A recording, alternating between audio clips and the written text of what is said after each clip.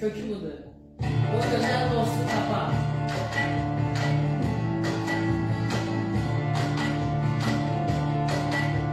Halleluya. O gözəl dostu tapmışıq. Gəlin iqrar edək. Halleluya. Bir dost buldum, öyle bir dost ki kalbime giren, beni affeden, suç yükümü taşıyan, borçlarımı ödeyen, sevgisini gösteren bir dost buldum ben. Suç yükümü taşıyan, borçlarımı ödeyen, sevgisini gösteren bir dost buldum ben. Bu dost İsa'dır, bambaşka İsa, kurban edilen Tanrı kuzusu, yaşam yolu gösteren, günahları kaldıran, sevmeyinden öğreten, dostuydun sen. Sen buldun mu?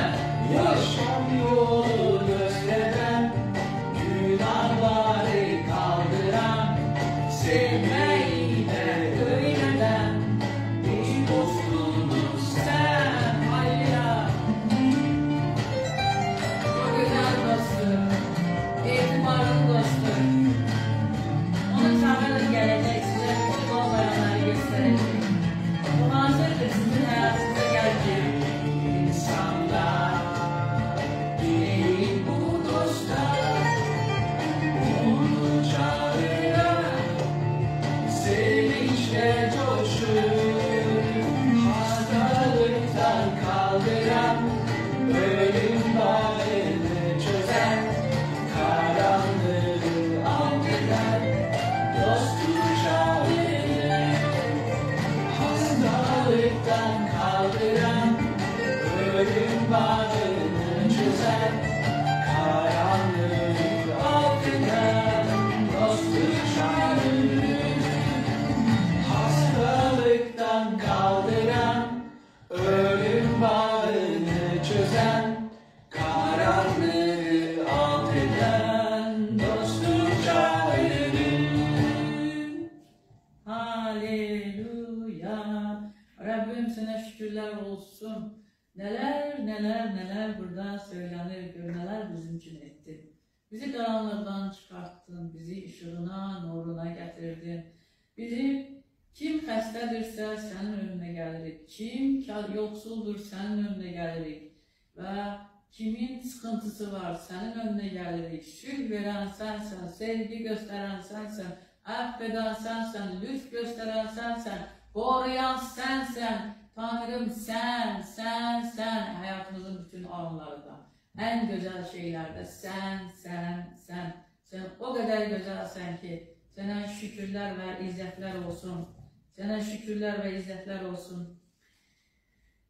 Və gəlin bir də gözəl bir Tanrının ilahisini bir yerdə oxuyaq ki, o bizi necə sevdi və bizlər üçün yenidən nələr etdi.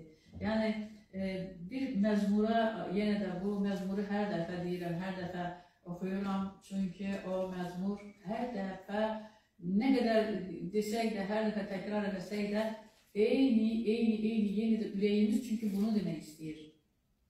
Rəbbə alqış et ey könlüm, ey bütün varlığım onun gözəl uca adına alqış et. Rəbbə alqış et ey könlüm, unutma bütün onun etdiyi yaxşılıqları. O yaxşılıqlardan biraz da bugün yenə də ilahilərlə onun önünə. Çünki biz bugün onun önündəyik, Rəbbin önündəyik, 7-ci gündəyik, atamızın önündəyik və ona dedi minnətdarlıq hissi ilə önümə gəlin və minnətdarlıq hissi ilə önümdə durun. Biz də bugün minnətdarlıq hissi ilə gəlmişik ata sənin önünə, sənin önündə dururum bizim üçün etdiklərini bir daha. Çünki unutmuruq. Kəlamın dedi ki, unutma etdiyi bütün yaxşılıqları. Biz də unutmuruq bir yerdə bacı və qardaşlarımızla, dostlarla bir yerdə sənin önündə güzel, güzel.